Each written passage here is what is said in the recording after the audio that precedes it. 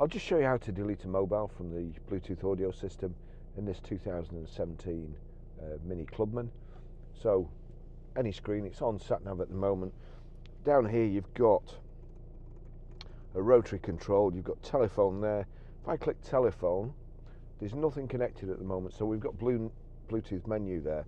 You've also got arrows to either side. If I click over to the right hand side, you'll see there it's come up with another display, central display, Bluetooth, Bluetooth information, Bluetooth devices.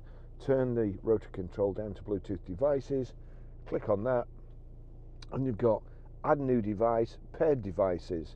So I want to delete this one, Barry's iPhone, and you'll see there's an arrow on the right again. So I've highlighted Barry's iPhone.